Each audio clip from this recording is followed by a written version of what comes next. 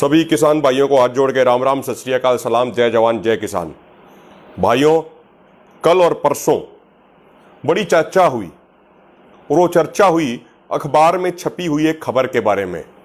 और उस खबर में ये कहा गया था कि सरकार ऑपरेशन क्लीन की प्लानिंग कर रही है, जिसके तहत वो कोरोना का भय दिखा के दिल्ली के बॉर्डरों पर मौजूद किसानों को उठाने का प्रयास करेगी, वहां से किसानों को रिमूव करने का प्रयास करेगी। ऐसी एक खबर छपी हुई थी और उसको नाम दिया गया था अखबार में ऑपरेशन क्लीन।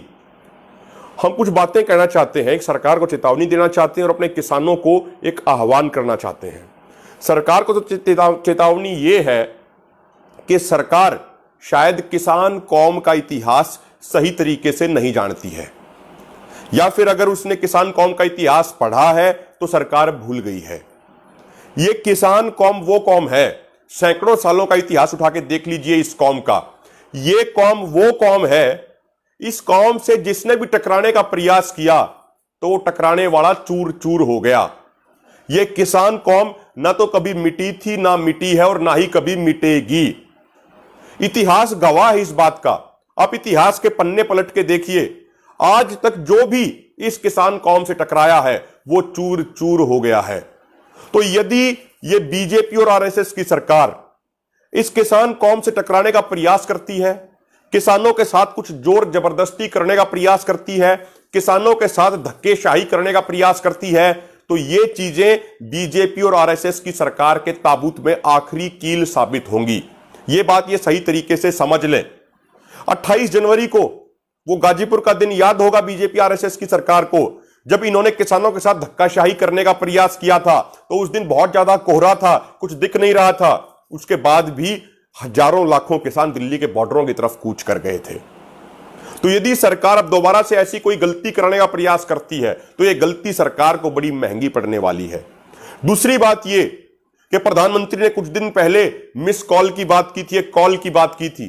तो प्रधानमंत्री की वो कॉल की बात तो फर्जी थी, हमें ये पहले दिन से मालूम था। लेकिन ये सरकार एक बात जरूर समझ ले कि संयुक्त किसान मोर्चा ने यदि एक कॉल दे दी, यदि एक आह्वान कर दिया, तो किसान खेतों से ही डायरेक्ट दिल्ली के बॉर्डरों पर पहुंच जाएंगे। देश के करोड़ों किसान संयुक्त किसान मोर्चा की कॉल से मात्र 1 या 1.5 घंटे की ही दूरी पे हैं। संयुक्त किसान मोर्चा की कॉल और आह्वान हुआ तो लाखों करोड़ों किसान दिल्ली के बॉर्डरों पर पहुंच जाएंगे। यह बात सरकार कान खोल के सुन ले और सुनने से ज्यादा अच्छे तरीके से समझ ले। तीसरी बात यह है कि भाइयों, ये बंगाल में जहां पे कुर्सी पाने और कुर्सी बचाने की लड़ाई चल रही है, उसके अलावा 4 अन्य राज्यों में यही कुर्सी पाने और कुर्सी बचाने का खेल चल रहा है। वहां पे तो ये सभी राजनेता बड़ी बड़ी रैलियां करते हैं, हजारों लोगों की रैलियां करते हैं, वहां पे लोग एक साथ खड़े होते हैं। तो वहां तो कोई कोरोना का बहाना नहीं बनाया जाता। लेकिन दूसरी तरफ जहां देश के करोड़ों किसान अपने भविष्य को बचाने की, अपने हकों और अधिकारों को पाने की लड़ाई लड़ रहे हैं, वहां पे ये कोरोना का ड्रामा करके, कोरोना का बहाना बना के किसानों को तंग करने का प्रयास करते हैं। तो ये दोहरे मापदंड बिल्कुल भी नहीं चलेंगे। जब तक किसानों की मांगे पूरी नहीं होंगी तब तक किसान यहां से उठने वाला नहीं है। और एक और बात मेरे भाइयों, यदि हम पिछले 25 सालों की बात करें तो सरकारी आंकड़ों के अनुसार 5 लाख किसानों की आत्महत्या हुई है। और मैं उनको आत्महत्या नहीं कहूंगा, मैं कहूंगा सरकारों की गलत नीतियों के कारण सुनियोजित तरीके से की गई हत्याएं हैं। ये तो है सरकारी आंकड़े।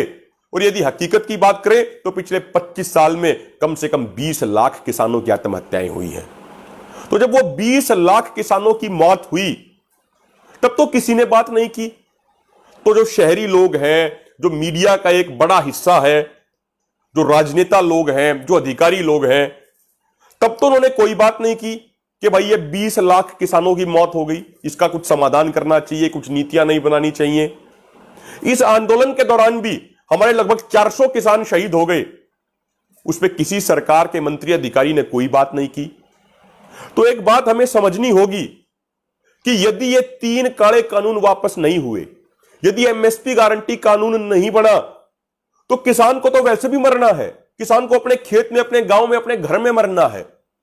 जब हमें मरना ही है तो क्यों ना अपने हकों और अधिकारों के लिए लड़ते हुए मरे, ताकि कम से कम शहीद तो कहलाएंगे, ताकि आने वाली पीढ़ियां ये तो कहेंगी कि हमारे पूर्वजों ने हमारे हकों और अधिकारों के लिए, हमारे भविष्य को बचाने के लिए लड़ाई लड़ी थी और लड़ाई लड़ते हुए शहीद हुए थे। तो कम से कम ये तो कहेंगे।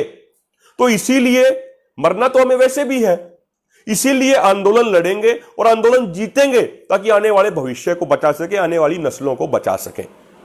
अब इन सारी चीजों को देखते हुए संयुक्त किसान मोर्चा देश के लाखों करोड़ों किसानों से यह आह्वान करता है, जिस भाई के गेहूं कट गए हैं, जिस भाई का तूड़ा बन गया है, वो एक भी सेकंड वेट किए हुए बिना दिल्ली के बॉर्डरों पर पहुंच के दिल्ली के बॉर्डरों पर और भी अधिक मजबूत करने का काम करे। अभी भी हजारों किसान दिल्ली के बॉर्डरों पर बैठे हुए हैं, लाखों किसान बैठे हुए हैं। मैं आपसे हाथ जोड़ के ये निवेदन करता हूं, जिस भी भाई का खेती बाड़ी का काम पूरा हो गया है वो तुरंत दिल्ली के बॉर्डरों पर पहुंचे और जल्द से जल्द आप बड़े बड़े जत्थे बना के आगामी 1-2 दिनों में दिल्ली के बॉर्डरों पर कूच करने का काम कीजिए। जिस तरीके से 26 नवंबर को लाखों किसान पहुंचे थे, जिस तरीके से 26 जनवरी को लाखों करोड़ों किसान पहुंचे थे, फिर उसी तरीके से दिल्ली के बॉर्डरों पे अपनी संख्या को कई गुना बढ़ाने की आवश्यकता है। और जब हमारी संख्या कई गुना बढ़ जाएगी तो जो लोग आज ऑपरेशन क्लीन की बात कर रहे हैं, ये सपने में भी ऑपरेशन क्लीन के बारे में नहीं सोचेंगे। और इन लोगों को एक बात समझ में आ जाएगी कि इनके ऑपरेशन क्लीन से तो कुछ होने जाने वाला नहीं है। यदि इस किसान कौम के साथ जोर जबरदस्ती करने का प्रयास किया तो ये किसान कौम बीजेपी और उनकी सहयोगी पार्टियों के खिलाफ ऑपरेशन क्लीन जरूर चला देगी और इन बीजेपी और उनकी सहयोगी पार्टियों का नामो निशान पूरे देश से खत्म हो जाएगा, इनकी राजनीति खत्म हो जाएगी। किसान इतनी ताकत रखता है, 80 करोड़ किसान है हमारे देश में, हमारा 80 करोड़ किसानों का परिवार है। इसीलिए मेरा हाथ जोड़ के सभी भाइयों से निवेदन है कि आप जल्द से जल्द अपने खेतों से ही डायरेक्ट अपना काम निपटा के दिल्ली के बॉर्डरों पर पहुंच के दिल्ली के बॉर्डरों को मजबूत करने का काम करें और अपनी संख्या को कई गुना बढ़ाएं, जैसे 26 नवंबर को थी, 26 जनवरी को थी। और मैं एक निवेदन जरूर करता हूं, ये किसान एकता मोर्चा ये कोई पेड आईटी टीम इसे नहीं चला रही है, ये किसानों के ही बेटे हैं, किसानों के ही भाई हैं जो इस पूरे प्लेटफॉर्म को चला रहे हैं। और इस प्लेटफॉर्म के कारण दुनिया के कोने कोने में इस पूरे आंदोलन की आवाज पहुंच रही है।